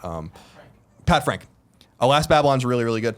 So there's good fiction about it. Hopefully it stays in the realm of fiction. Nuclear bombs are very serious, but I'll reiterate again that nuclear power can go awry, like in Chernobyl. But I also think that it's the nuclear power is the answer to our power problems as well. We just have to become comfortable with it again. To segment the 20th century knowledge of the bomb to the 21st century use of nuclear power, like the sun, which is a nuclear furnace. So, so I hope that answers Nick Orr's question. I wasn't exactly prepared for it, but I think it's an interesting thing. Reminds me of being back in college when we would talk about those kinds of things. But the United States is the only country to use the nuclear bomb. And it is to a lot of people, a sad stain on us. To me, I think that I don't think we would have done it if we knew what the bomb was going to really do. You know, I think we knew we knew that they were radioactive. We knew that. We knew that we blew one up in the desert. We knew exactly how it was going to work. We watched it with the natives. We watched it. Well, that was later in the 50s. But in 45, we blew up a bomb in the spring, and then we had 4 of them. One of them is in the Smithsonian. we didn't want to use them too quickly because we couldn't make them quickly enough. And those bombs were made to drop on Berlin. When the Nazis surrendered, we then turned our ire towards the Japanese. that would've been fucking crazy. We tried to get them to surrender, they didn't. So we dropped one, assuming that they would surrender. They didn't, so we dropped another one. And then that's when Truman got on the air and said, "A rain of fire from the air, the likes of which the world has never seen, will rain down upon Japan if you guys don't surrender." And then they were like, because we were basically saying, like, we have a bunch of them, we didn't, and we had one more, and they were making like 1 or 2 a month, I think. Something like that. But didn't we sorry to make the topic go longer, but didn't we firebomb Japan, like Tokyo? Mm-hmm. And didn't that kill more people? Firebombed a lot. Yeah, Tokyo. I think the Tokyo firebombing was more devastating, definitely, than Nagasaki. I'm not sure because Nagasaki was not. It was. It wasn't. Hiroshima was really bad. Nagasaki, because of where the bomb missed the point in which it was supposed to drop. Got blown off of. It got like they course, like right. the air like took it. It was. I think they aimed at a bridge or something and like got. In a valley shielded a lot of the city from the bomb. Was he that was telling us that? Were you saying that Nagasaki or Hiroshima wasn't the first target? No, the target that they wanted was Kyoto. I think it was General MacArthur. It was one of them. I think it was MacArthur. Like He had said his it was too honeymoon there or beautiful, something? right? Yeah, he went on a honeymoon there before the war started. And he's like, that city. First of all, like you can't. He's the, like, it would have been Kyoto. That they would have dropped the bomb on. And he's like, you can't. Like, it's their ancient capital. It's like their heritage, and it's beautiful. And like, if you want them to surrender, you better not drop a bomb on Kyoto. Yeah, you know, that would galvanize them. Huh? The idea, and this is where things get fucked up with the bomb. And if you read about it, there's some great books on it you guys can read. But the targets were picked not for military purposes. The targets were picked because the cities weren't touched. We wanted to see exactly what they would do. So that is the sadistic thing. So they're like, we could drop it on Tokyo, that's their capital, but we already destroyed Tokyo, so we have no idea what the fuck's gonna happen. Like, so they're like, we haven't touched Hiroshima, so drop the bomb there. That's fucked up. You know, and then we can take pictures. So like, we were sending aircraft beforehand, reconnaissance aircraft. That I don't know. This gets into the weeds. The Japanese were running out of fuel. They were embargoed. We embargoed their fuel before the war even began, so they were running low on fuel. And so they wouldn't send sorties up whenever they saw a plane anymore. And we would send weather and reconnaissance aircraft over the islands all the time. So a couple hours before the Hiroshima bombing, we sent a reconnaissance aircraft over, and they saw it, and they're like, well, we're not, like, they're just taking pictures like they always do. But that aircraft was actually looking at the city and seeing as it was, and then it went back, and then, you know, Enola Gay and the other planes passed it, dropped the bomb, and then they had new pictures and new footage of what the city looked like. So the harsh reality is that those cities were picked because they were pristine. Yeah. There was almost no. There were factories and stuff in Hiroshima. I think Mitsubishi had a factory there or something like that. But there was no real reason to do it to those particular cities, other than the fact that they were fine. So, and the Russians were going to start invading Manchuria and stuff like that. So it was to scare them. It's a complicated thing, but I do stand by, and I think it's pretty popular in history now to stand by the fact that, like, we didn't start the war. We were attacked in a surprise attack at Pearl Harbor. We pushed them all the way back to the home islands. We asked them to surrender. We tried a million different ways to get them to surrender. And the sacrifice of life on both sides that would have been necessary to invade the country in 45 and 46 would have been devastating. Absolutely unreal. You know, we would have lost something like 10 to 15 times more people in that invasion than we lost in the entire war.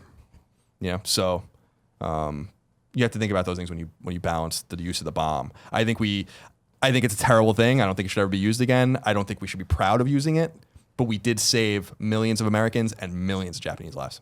You know, there are people walking around Japan today, millions of people walking around Japan today, whose parents, grandparents would have been killed by American soldiers.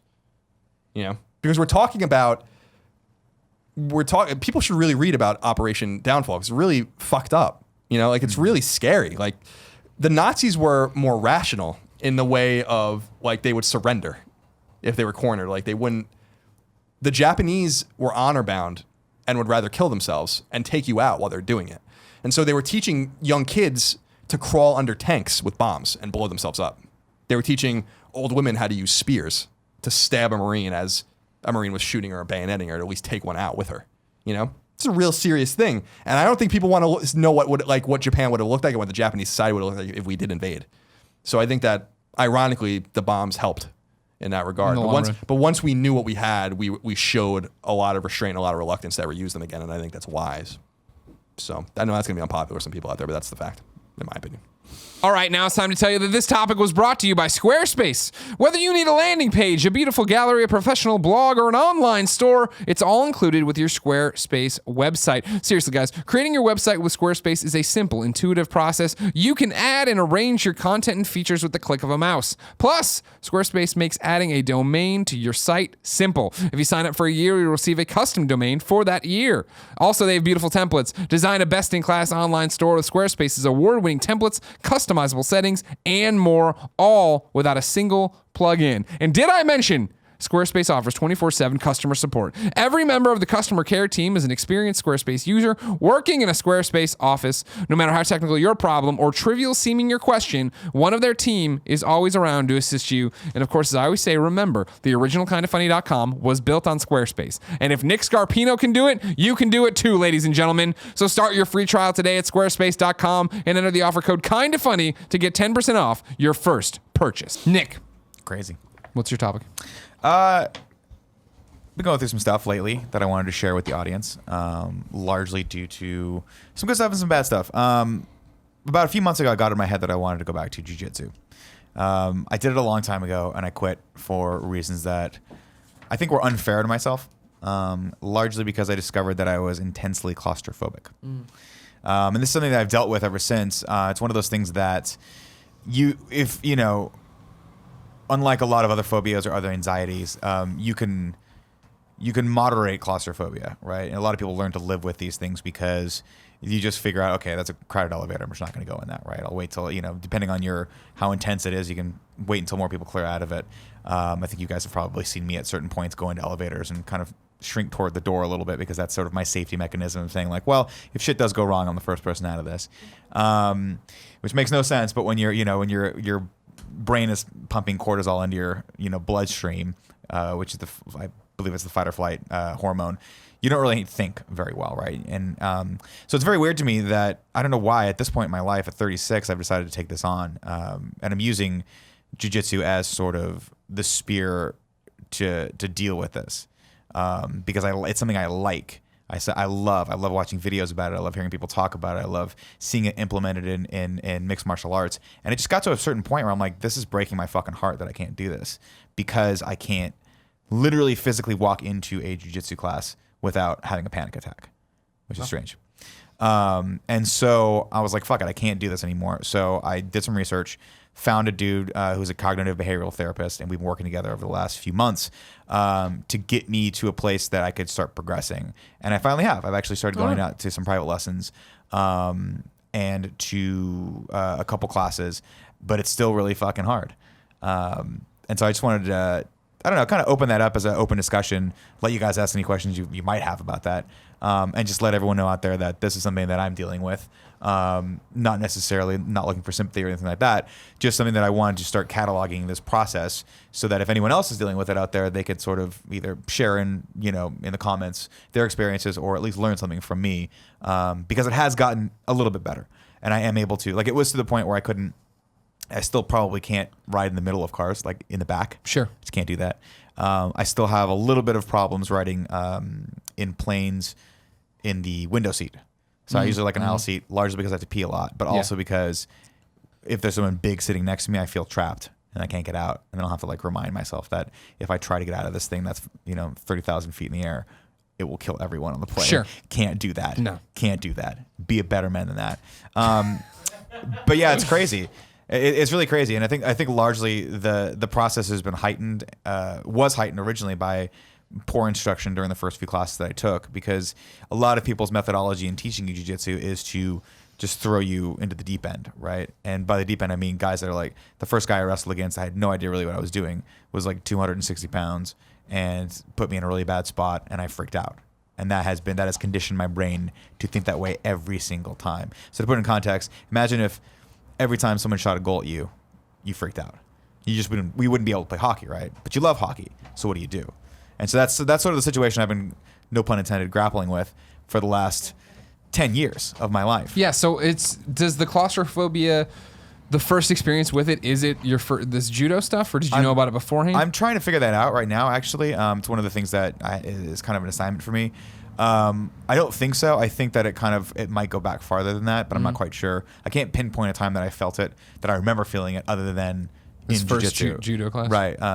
Well, jiu-jitsu. I'm sorry, I apologize. That's okay. I just don't want people in the comments to you probably there's different things. I'm like, they're don't know similar or art care. forms, but they're technically different. But yeah, I think that was the first time. Like I remember doing it for the first time with an old roommate of mine and being like, this is really, really fun. And then boom, just right when I hit a situation, and people who aren't familiar with jiu-jitsu, there are more dominant positions and submissions where you're in a worse spot. This is like UFC, right? Like full Very mount much and like all so. that Yeah, jazz. when someone's mounted on top of you, right? That's a really bad position for you to be in if you're the person on the bottom, because you really don't have a lot of control. Your only real option to defend yourself is to either put your hands over your face or your neck, in this case, to not get choked, or get the fuck out of the position, right? Similar with side mount, which is another position where the guy's like kind of you're sitting, laying on you perpendicularly. He can also punch you in the face, and he can do fucked up stuff to your arms, or he can mount you and submit you. There's lots of different ways to submit from both positions, as I'm learning. But that weird feeling of like not being in control for a second somehow lit this weird fuse in my brain that changed the way I react to these situations. And it's very, very weird to not, like, it's a very odd feeling to not be in control of your body like that, right? Which is something, it's a reason why I haven't dealt with it for so long, is that it's so hard for me to even admit to myself that I can walk into a place, be totally fine, and then for one reason I'll think, hey, I'm not freaking out, and then boom. Yeah, you're freaking I'm like, out. I gotta get the fuck out of here. Like that perfect example was like maybe like 6 months ago. I was in a Soul Cycle class, and I've been to so many of these before with my wife. She has dragged me to so many of these terrible fucking classes where they cram you into this dark room with a dude that's sitting right here and another chick that's and you're just right next to each other, and then they dim the lights and it gets super hot and pulse pounding music starts happening, and I was totally fine until I wasn't. Until I was like, oh shit. And like my wife saw me and she was like, are you okay? And I'm like, I can't leave this class if I wanted to. There's like, I would have to climb over people physically. So I just had to keep my shit together. Which it turns out is basically one of the only ways you can get used to this. And that's the specific like therapist that I'm seeing right now is a person who basically his approach to it is take it little by little, but you have to do what's called exposure therapy, which is you have to start putting yourself in these situations and figuring out these tools and techniques to calm your brain as you're going through them. And it's working. And I think everyone sort of goes through this level when you're in an intense sport like this. A lot of it's mental, but that's what I'm learning is, for the longest time, I thought there's just got to be something wrong with me. But it turns out if you're any sort of athlete that's trying to get to higher levels, I think there's a mental aspect to it that you have to overcome. Maybe it's not as bad, but I'm sure everyone has their shortcomings in that regard. So then the jiu-jitsu is where you noticed it for the first time, Yeah. that you can remember. Yeah. And then it is like you're in an elevator and you're like, this is similar to, and then you're freaking out. Yeah. So it started to get worse, and that's why I wanted to deal with it now. Okay. Because for so long I was fine with it, right? But I don't know if it's an age-related thing. I don't know if it's because my old hips are giving out on me. But it gets to a place where it started getting worse when I started thinking about going back, and then it started getting noticeably worse, right? When I was like, and even having issues with it, like in London, right, where you get in the tube, you get in the subway, right? And I'm like, this is really a fucking small subway. And then you get in the subway at rush hour, and then it becomes a really small subway train where there's like 40 people crammed in, similar to like not quite as bad as Tokyo. Nothing's quite that bad, but similar to that. So I don't know. That's just one of the things that I'll probably be kind of checking back in on as we go. Let people know. I have a goal that I want. I was telling Tim this the other day. In jiu-jitsu, they have the way you progress belt-wise is that they give you little stripes on each belt every time that you sort of hit a landmark in your training. And so my goal right now is just get that first stripe, because that will have signified that I was able, like, basically to defend myself on a level where someone somewhere that knows this shit is like, okay, you're progressing. Yeah, And that to me, like, progression is the single most important thing right now to me on that. Important, I think, for people listening. How did you find a therapist? A lot of research. It's weird it was a weird roundabout way, because I had to figure out what I needed first, right? Because there's a lot of different types of therapy. And I also had to admit to myself that I had a problem. Sure. That needed someone else's guidance that I couldn't just fucking man up and get through. How long did that take? 10 years. Yeah. Yeah. I mean, honestly. No, Like, I took me to a understand. place I just where- didn't know for a while. Like, this is weird that I'm freaking out. Whatever. I'm sure it'll go away. It's just one of those things where when you're maintaining, I mean, that's almost worse in some regard. than when you hit a bottom point, right? Where you're like, fuck, I have to deal with this. Yeah. When you're maintaining, it's fine because you can just sort of not put yourself in those situations if you don't want to. Good right? point. Like, Yeah. Like I don't have to take the elevator to the third floor. I can take stairs, right? Right. Like plenty of times at IGN, I looked at that elevator and I'm like, nope. Because assholes would just cram themselves into that old elevator and think it's funny. Hey, what if this? I'm like, how many times have I been in that thing where it didn't work? You guys are idiots. But that's my brain illogically trying to protect me and that overactive sort of control mechanism that's happening. So I would just take the stairs, right? Yeah, Planes were the hardest ones, though. Oh, of course, yeah. We Planes were the travel a lot. ones You where travel. we travel way too much, so I had to get over that. And I think honestly, that's why it hasn't gone super crazy, because I think having to expose myself and having to figure out techniques to get in there and calm down and relax and realize everything's gonna be fine. And if it's not, let go. That's probably been my saving grace on these. But even to this day, like I'm still, again, I start getting those weird positions and I have to. It's hard though, because you are embarrassed to a certain degree, right? You can't, like, walking into a jiu-jitsu class is probably the most macho thing a dude can do, and like having to explain to your partner that you're about to roll with, hey, at some point, there's a very distinct possibility that I might need to tap your arm, get up, and walk out. Don't worry about it. And most people are, to their credit, the people that I've rolled with so far, they're like, no worries, shit happens, right? Guys, like, I'm not letting go. But I mean, everyone would let go. Like anyone that's respectful enough in training would always let go. But that's been a hard thing for me to come to terms with. But the fact of the matter is, I want it. I want that one stripe. So I think that's great. I I mean, honestly, all jokes aside, this just proves life's about communication. And I think that you being able to have that conversation with whoever your partner is, but also to be able to start a conversation, kind of admitting weakness, but more than that, wanting to fix it and wanting to get through it to a therapist Recognizing or a problem. whatever. It's like not even just recognizing, but it's acting on it. It's recognizing that you want to fix it and that you're going to take steps to fix it. And I mean, I've seen it in you over the last couple months as you've been going to this thing where it's like, I think that even just knowing that you have a set meeting every week or whatever, that you're going to go do this, that it like that's enough to get you thinking about that instead of the thinking you're okay and then, oh, fuck, you're not okay. Yeah. It's more like, oh, I'm going to do this to fix things. And like that, next time you're in a bad situation, it's giving you another thing to be able to latch onto in your head of like, oh, I can talk about this next week. Or yeah, I mean, and that's part of the reason why I wanted to. Well, I mean, I've shared it with you guys, but I wanted to share it with the audience because I don't think that it's healthy to keep this as sort of some weird secret that I have, because I think that people who actually, and again, for anyone out there that's suffering from worse stuff, and there's lots of worse stuff out there, I just feel like me sharing this, hopefully, on some level, will start you guys down this path too, because it has been very, very, I think, good for me. But shying away from it, I think, it just doesn't work. It doesn't work eventually. So if you're out there, to answer your original question, Googled it and then looked up our health insurance and cross-referenced and figured out, who do I need? I was going to go to a sports therapist, but none of them take our insurance. And then finally I thought cognitive behavioral. I mean, a lot of people, there's a lot of different things that I could have gone to, one of which would have been like someone who goes in my past and tries to figure out what started this and deal with the issue. Time traveler. Exactly. I have a couple. There's one specific one named Marty McFly that I love.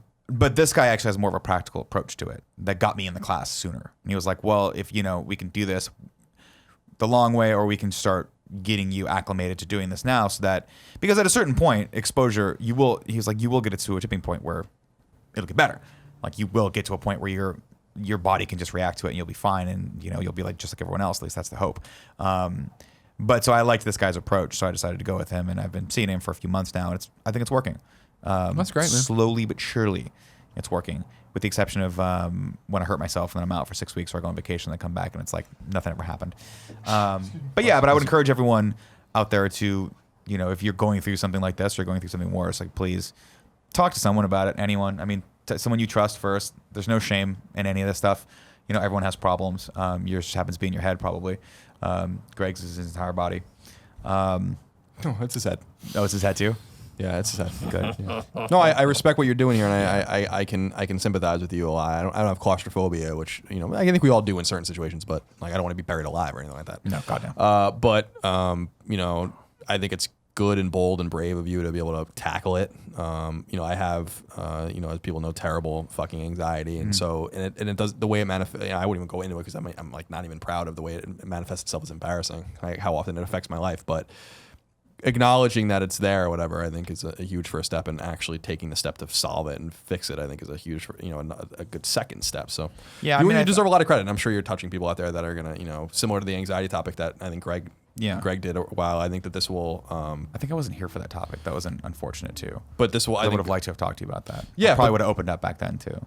But I think that it's good because it goes back to empathy, right? Like, you never know. Like, I always try to remind myself, like, I really try to be polite when I go out and please and thank yous. And even if people are rude to me, I try to not return it to them immediately. I will eventually, but just because it's just because tenfold at a moment of your yeah, choosing. But yeah, like at a time and place of my choosing. But just because you don't really know what a person's going through, and like for all you know, like there are times where I don't want to leave the house. Yeah. And I have to go somewhere, and someone's kindness can really turn my day around. So I get it, and it's difficult, especially when you want to try to do it more with like a homeopathic kind of like down, good old kind of like therapy as opposed to medicating or doing. Not that there's anything wrong with that if someone needs to do that, but like it takes a lot of bravery, I think, to. I can empathize with you, I guess is what I'm saying. Yeah, and I want everyone out there to know, like, I know there's an aspect of stuff like this to where you feel Anytime ashamed. you want to switch the cam, Kev. Anytime. God bless Kevin. No, it's okay. I mean, I recognize this in myself. Like, there is sort of a certain taboo nature to tackling things like this in our society, which is unfortunate because I feel like a lot of people don't get help because we don't talk about shit like this. You know? And I feel that's a like, great point. I feel like a lot of people, you're told, especially from the generations down, like our dad's generation, that a man's a man. You don't talk about shit like this, and you just man up and fucking don't be a pussy, and which I think is the worst term possible because you never know. Things can be probably easily solved, and you can live a happier, healthier life if you just are able to find that person you can connect with that can help you with that. And just putting it on a micro level, I would wager to bet there are plenty of people, probably people listening to this, that have quit jiu-jitsu because they couldn't deal with this and never told anyone because they didn't want to appear like pussies in front of their class. And I totally get that because it is, again, it's a sport. It's a very fucking macho sport where you're literally trying to kill each other the entire time.